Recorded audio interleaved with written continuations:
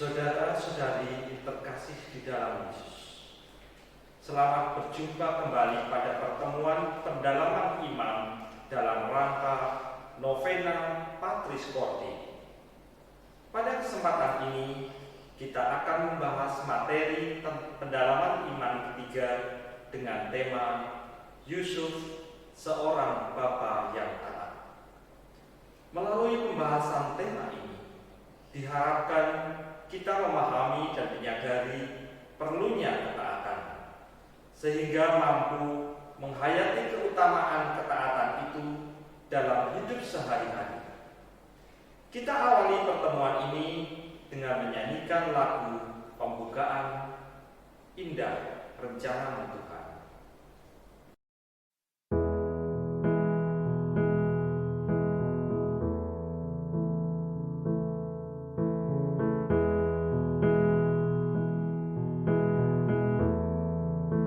Indah rencanamu, Tuhan,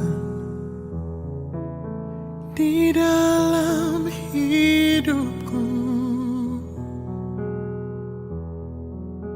Walau ku tak tahu dan ku tak mengerti semua jalanmu, dulu ku tak tahu, Tuhan, berat ku rasakan, hati menderita dan ku tak berdaya menghadapi semua. Tapi ku mengerti sekarang, Kau tolong padaku. Kini ku melihat dan ku merasakan indah rencanamu. Tapi ku mengerti sekarang, Kau tolong padaku.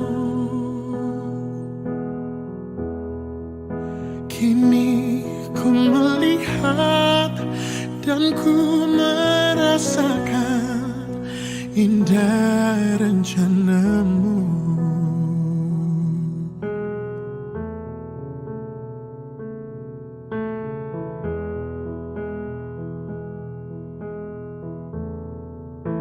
Dulu ku tak tahu, Tuhan,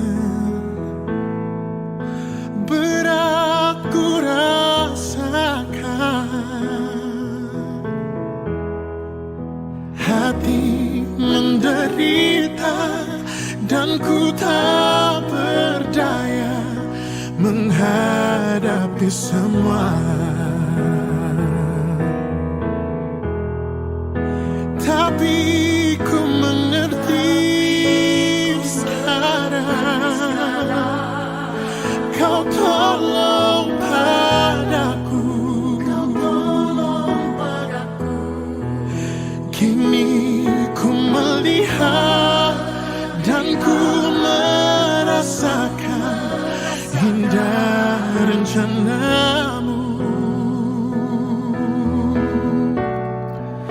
Tapi ku mengerti sekarang, Kau tolong padaku.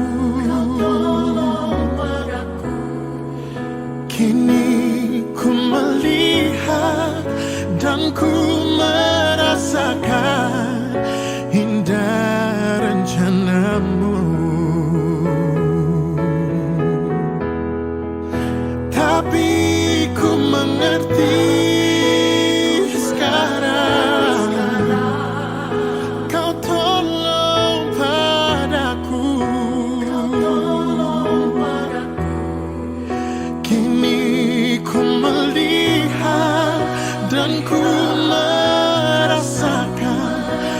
indah rencanamu. Tapi ku mengerti sekarang, kau tolong padaku. Kini ku melihat dan ku merasakan indah rencanamu.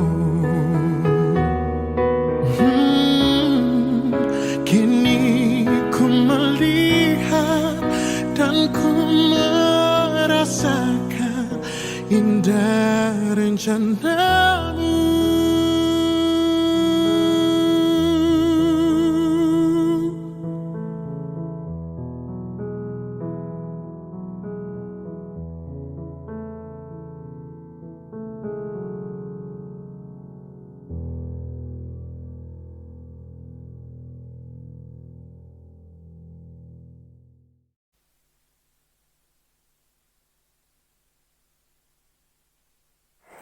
Saudara-saudari yang terkasih, marilah kita awali perjumpaan kita dengan membuat tanda kemenangan Kristus. Demi nama Bapa dan Putra dan Roh Kudus. Amin. Semoga Tuhan beserta kita sekarang dan selama-lamanya. Saudara-saudari yang dikasihi Tuhan, pada pertemuan Novena Patris Corde yang ketiga ini, kita akan membahas tentang perlunya sikap taat kepada kehendak Allah dalam hidup kita. Kita mau belajar tentang sikap taat sebagaimana dicontohkan oleh Yesus sendiri kepada murid-muridnya ketika berdoa di Taman Getsemani. Katanya, "Ya Aba, ya Bapa, tidak ada yang mustahil bagiku. Ambillah cawan ini daripadaku, tetapi jangan apa yang aku kehendaki, melainkan apa yang Engkau kehendaki." Ketaatan Yesus dalam melaksanakan tugas perutusannya yang hendak kita renungkan sebagai sikap taat Yusuf. Untuk itu, marilah kita awali pembahasan ini dengan membaca teks kitab suci berikut ini. Pembacaan dari Injil Matius bab 2 ayat 13 sampai 15. Setelah orang-orang Majus itu berangkat, nampaklah malaikat Tuhan kepada Yusuf dalam mimpi dan berkata, "Bangunlah, ambillah anak itu serta ibunya, larilah ke Mesir dan tinggallah di sana sampai aku berfirman kepadamu. Karena Herodes akan mencari anak itu untuk membunuh dia." Maka Yusuf pun bangun. Diambilnya anak itu serta ibunya malam itu juga, lalu menyingkir ke Mesir dan tinggal di sana hingga Herodes mati. Hal itu terjadi supaya genaplah yang difirmankan Tuhan oleh Nabi, "Dari Mesir kupanggil anakku." Saudara-saudari yang terkasih, sekurang-kurangnya ada 4 hal menarik yang muncul ketika kita merenungkan perikop Injil Matius bab 2 ayat 13 sampai 15 tersebut. Hal menarik pertama, kedatangan Sang Penyelamat seharusnya disambut dengan gembira oleh seluruh dunia. Dalam hal ini, orang Majus tidak saja mewakili sikap sukacita orang yang menantikan keselamatan, melainkan juga bangsa-bangsa besar di dunia. Para Majus pada masa itu bukanlah orang biasa, mengingat kita tahu bahwa dalam tradisi Kristen, orang Majus adalah orang bijak atau juga raja-raja dari timur sering dianggap sebagai orang dari kerajaan Media. Mungkin pendeta Zoroastrian yang mengenal astrologi dari Persia kuno. Astrologi merupakan sistem pengetahuan untuk mengerti dan menerjemahkan tentang kenyataan dan keberadaan manusiawi berdasarkan posisi dan gerak-gerik relatif berbagai benda langit, terutama matahari, bulan, dan planet-planet. Kemampuan inilah yang memungkinkan mereka mengetahui lebih awal perihal kedatangan Sang Juru Selamat daripada kebanyakan orang-orang lainnya.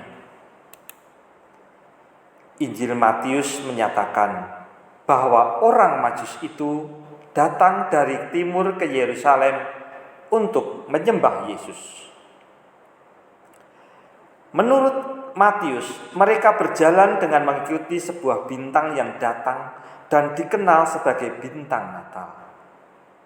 Saat mereka menemukan Yesus, para orang bijak tersebut memberikan hadiah-hadiah. Di antaranya adalah emas, kemenyan, dan mur. Dalam buku The Mystery of the Bible, dikatakan dalam tradisi Kristen yang kemudian dikemukakan bahwa orang-orang Majus itu bernama Gaspar, Melkior, dan Baltasar. Saat mereka mendekati Yerusalem, Herodes mencoba menjebak mereka untuk memberitahu keberadaan Yesus supaya Yesus dapat dibunuhnya. Raja-raja dari timur ini kemudian diperingatkan dalam mimpi oleh malaikat atas rencana jahat Herodes terhadap bayi Yesus, dan akhirnya mereka memutuskan untuk pulang melalui jalur yang berbeda. Hal ini menyebabkan Herodes bertindak untuk membunuh semua anak kecil di Bethlehem sebagai usaha untuk menggagalkan nubuatan mengenai raja yang baru lahir dan menghilangkan saingan yang dianggapnya akan merebut tahtanya. Namun pada saat pembantaian tersebut, orang tua Yesus telah diperingatkan oleh malaikat untuk mengungsi ke Mesir hingga Herodes mati. Hal kedua yang menarik, penampakan malaikat melalui mimpi merupakan cara Allah menyatakan kehendaknya pada manusia. Hal ini terjadi tidak saja pada Yusuf, melainkan pernah juga terjadi pada tokoh-tokoh kitab suci lainnya, seperti halnya pada Yakub. Dan malaikat Allah berfirman kepadaku dalam mimpi itu, Yakub, jawabku, ya Tuhan. Juga pernah terjadi pada Laban, saudara Yakub. Pada waktu malam datanglah Allah dalam suatu mimpi kepada Laban, orang Aram itu, serta berfirman kepadanya, jagalah baik-baik supaya engkau jangan mengatai Yakub dengan sepatah kata pun. Hal ketiga yang menarik, saudara-saudara yang terkasih di dalam Kristus, perintah malaikat untuk membawa anak itu ke Mesir di satu pihak memperlihatkan sikap taat Yusuf kepada Allah. Di pihak lain, Mesir menjadi kota penting dalam tata sejarah keselamatan. Sebelumnya, dalam kitab suci Perjanjian Lama, peristiwa bangsa Israel keluar dari Mesir adalah suatu kejadian penting dalam sejarah bangsa Israel, di mana mereka menjadi bebas dari perbudakan selama lebih dari 400 tahun. Bangsa Israel mula-mula menetap di Mesir pada zaman Yusuf bin Yakub menjadi Perdana Menteri. Yakub, ayah Yusuf, dan saudara-saudara Yusuf beserta keluarga mereka sejumlah 75 orang pindah dari tanah Kanaan untuk tinggal di tanah Goshen di delta Sungai Nil untuk menghindari bencana kelaparan yang berlangsung selama 7 tahun. Setelah Yusuf meninggal, munculnya raja-raja Mesir yang disebut para Firaun yang tidak ingat akan jasa Yusuf. Sebaliknya mereka takut kepada orang Israel yang terus berlipat ganda jumlahnya dengan besar. Akibatnya, mereka memutuskan untuk menekan dan menjadikan orang-orang itu menjadi budak untuk mendirikan kota-kota perbekalan. Di bawah pimpinan Musa yang diutus oleh Allah untuk membebaskan umat Israel, bangsa itu keluar dari tanah Mesir dan mengembara untuk masuk ke tanah perjanjian, yaitu tanah Kanaan. Bagian-bagian penting dari kisah perjalanan tersebut dicatat dalam kitab-kitab Taurat, terutama kitab Keluaran, kitab Imamat, kitab Bilangan. Asalnya, catatan-catatan tersebut bukanlah dimaksudkan sebagai catatan sejarah, historiografi, tetapi maksud keseluruhan memang untuk mengingatkan sejarah menurut pengertian para penyusunnya, guna mengenang perbuatan-perbuatan besar Allah dalam sejarah bangsa tersebut, mengingat kembali masa perbudakan dan pembebasan, serta pemenuhan janji Allah dengan umat Israel yang berlawanan dengan penyembahan politeistik dewa-dewa di alam, dan sampai sekarang terus diucapkan dalam bentuk doa harian oleh orang Yahudi dan dirayakan sebagai hari raya Paskah Yahudi. Hal menarik yang keempat, saudara-saudaraku yang terkasih di dalam Kristus, Allah melindungi dan mendidik umat pilihannya dari kekejaman para penguasa dengan kesabaran dan ketabahan dalam menghadapi rintangan. Pengungsian ke Mesir pastilah bukanlah hal yang menggembirakan bagi Yusuf. Terlebih lagi bagi keluarga baru dengan bayi yang masih kecil. Sedikitnya kita bisa membayangkan kesukaran yang mereka hadapi. Hal lain yang diperlihatkan dari peristiwa ini ialah bagaimana Allah menghindarkan mereka dari kekejaman Raja Herodes, seorang raja boneka Romawi yang berkuasa di Yudea sekitar tahun 74 sebelum Masehi sampai sekitar tahun 54 atau 1 sebelum Masehi di Yerusalem. Ketika Herodes tahu bahwa ia telah diperdaya oleh orang-orang Majus itu, ia sangat marah. Lalu Herodes menyuruh membunuh semua anak di Bethlehem dan sekitarnya, yaitu anak-anak yang berumur 2 tahun ke bawah, sesuai dengan waktu yang dapat diketahui oleh orang-orang Majus itu. Pembantaian kanak-kanak suci tersebut adalah sebuah catatan infantisida dalam Alkitab yang dilakukan oleh Herodes Agung. Herodes mengeksekusi seluruh anak-anak laki-laki muda di sekitar Bethlehem karena ia khawatir akan kehilangan tahtanya dari Raja Yahudi. Jumlah bayi yang dibunuh tidak disebutkan. Kanak-kanak suci meskipun Yahudi diklaim sebagai martir-martir kekristenan. Dengan peristiwa tersebut, genaplah firman yang disampaikan oleh Nabi Yeremia. Terdengarlah suara di Rama, tangis dan ratap yang amat sedih. Rahel menangisi anak-anaknya dan ia tidak mau dihibur sebab mereka tidak ada lagi. Setelah Herodes mati, tampaklah malaikat Tuhan kepada Yusuf dalam mimpi di Mesir, katanya, "Bangunlah, ambillah anak itu serta ibunya, dan berangkatlah ke tanah Israel, karena mereka yang hendak membunuh anak itu sudah mati."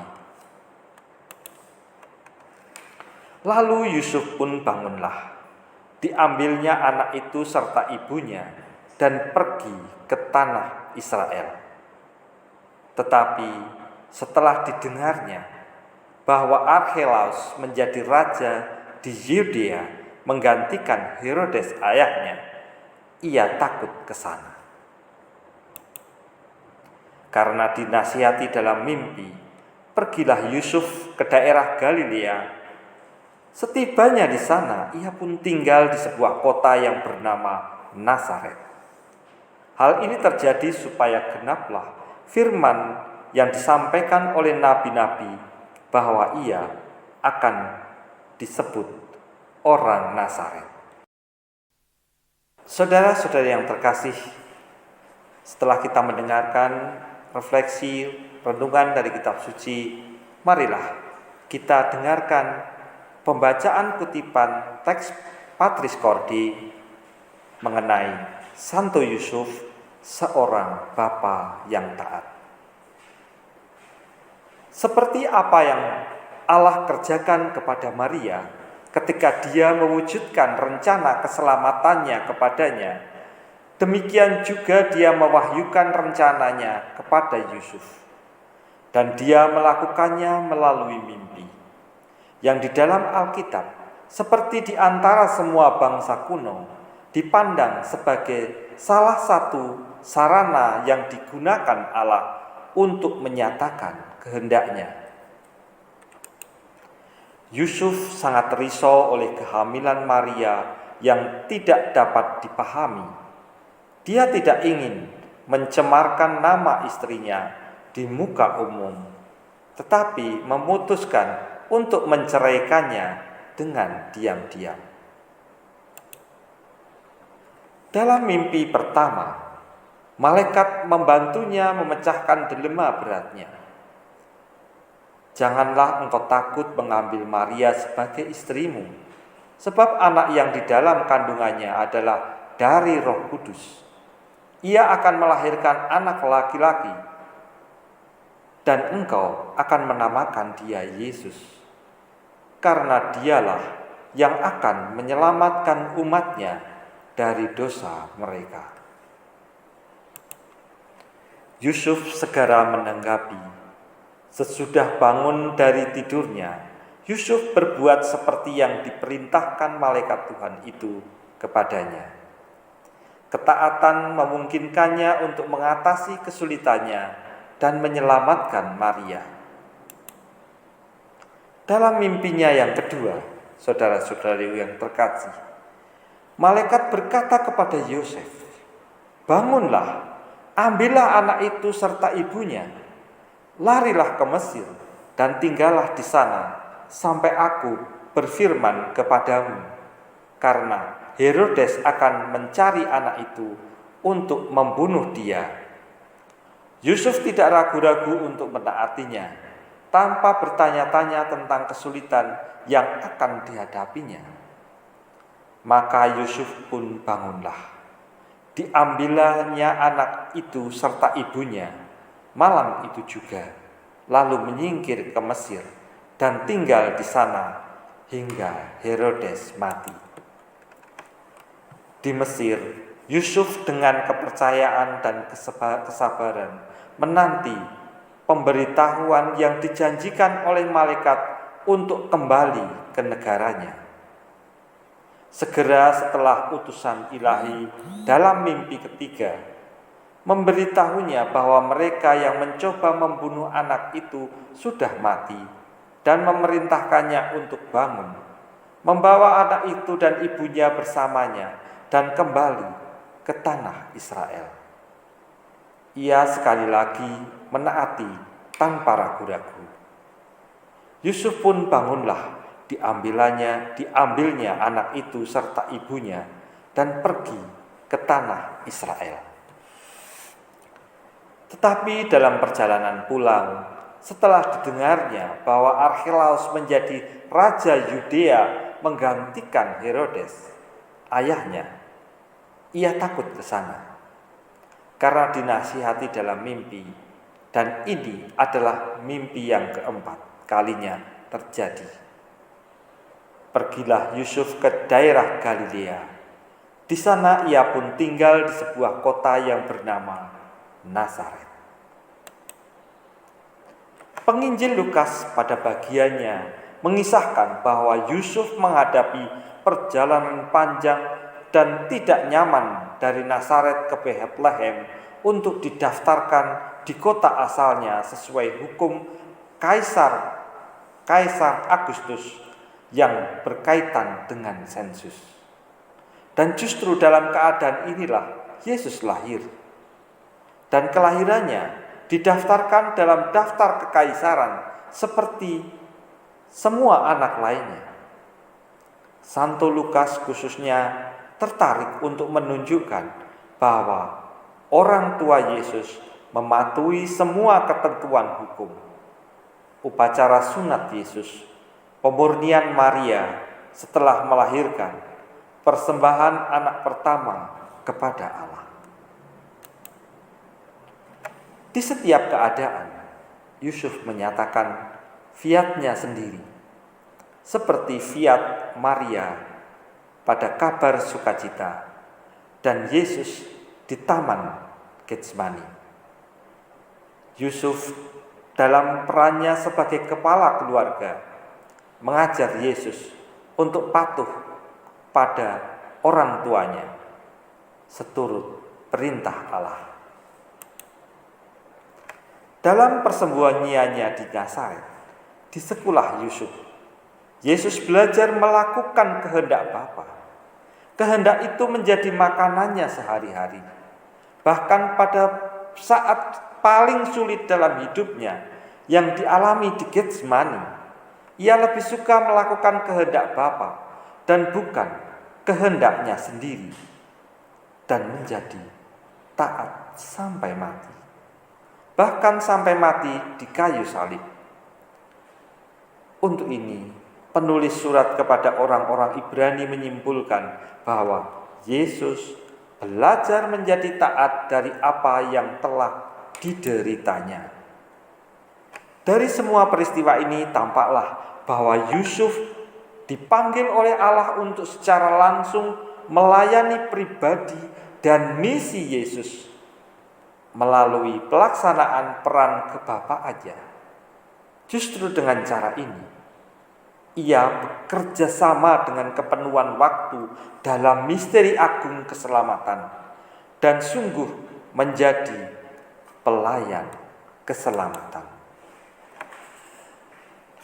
Saudara-saudara yang terkasih, untuk lebih memahami dan menghayati uraian tentang Santo Yusuf, seorang bapak yang taat yang baru saja saya baca tadi, baiklah jika kita renungkan dengan bantuan pertanyaan berikut ini. Pertama, adakah di antara Anda yang memiliki pengalaman tentang mimpi? Kedua, berdasarkan mimpi Yusuf yang pertama, apakah pergumulan hidup yang dialami Santo Yusuf? Yang ketiga, berdasarkan mimpi Yusuf yang kedua, apakah pergumulan hidup yang dialami Santo Yusuf? Pertanyaan yang keempat, berdasarkan mimpi Yusuf yang ketiga, apakah pergumulan hidup yang dialami Santo Yusuf? Yang kelima, berdasarkan mimpi Yusuf yang keempat, apakah pergumulan hidup yang dialami Santo Yusuf?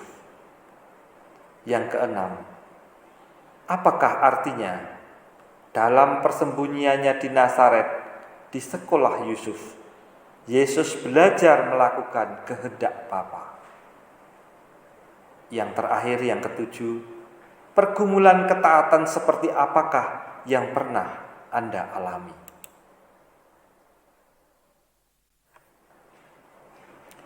Saudara-saudara yang terkasih, sampailah kita pada akhir perjumpaan kita. Karena itu, marilah kita akhiri pertemuan pendalaman iman dalam rangka novena Patris Corde dengan berdoa bersama-sama. Marilah berdoa. Ya Allah, Bapa yang Maha Kudus, kami bersyukur kehadirat-Mu, karena dengan merenungkan pengalaman ketaatan Santo Yusuf, kami beroleh pelajaran dan semangat baru dalam menghayati iman akan Kristus. Kami juga berdoa bagi keluarga-keluarga Kristiani yang sedang bergumul dengan kehidupan mereka. Semoga mereka tetap mampu melangkah dan dapat melihat harapan yang terbuka untuk masa depan mereka. Doa ini kami mohon dengan perantaraan Kristus Tuhan kami. Amin. Saudara-saudara terkasih, marilah kita mohon berkat Tuhan. Semoga Tuhan beserta kita sekarang dan selama-lamanya. Semoga kita diberkati oleh Allah yang Maha Kuasa, demi nama Bapa dan Putra dan Roh Kudus. Amin.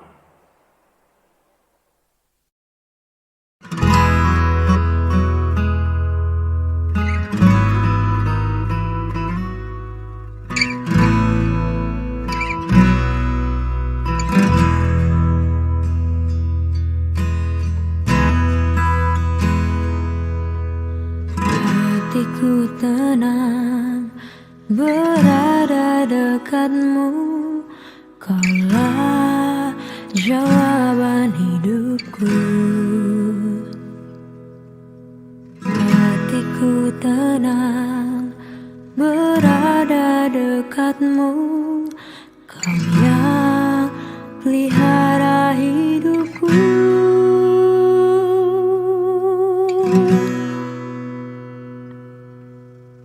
Pertolonganmu begitu ajaib, Kau telah memikat hatiku.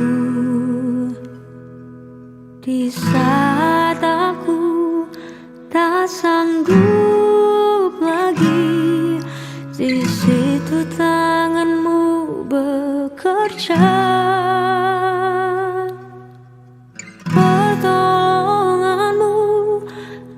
Begitu ajaib, Kau telah memikat hatiku. Kini mataku tertuju padamu, ku rasakan kasih-Mu Tuhan.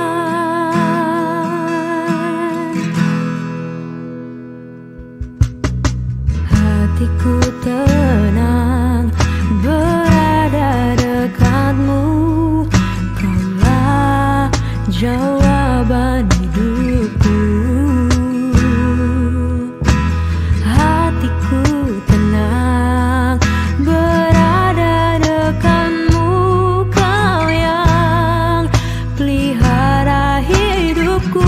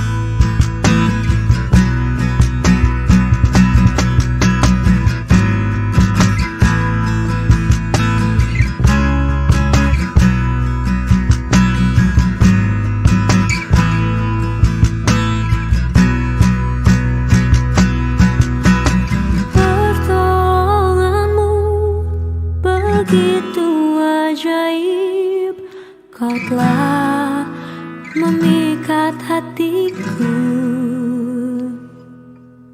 di saat aku tak sanggup lagi. Di situ tanganmu bekas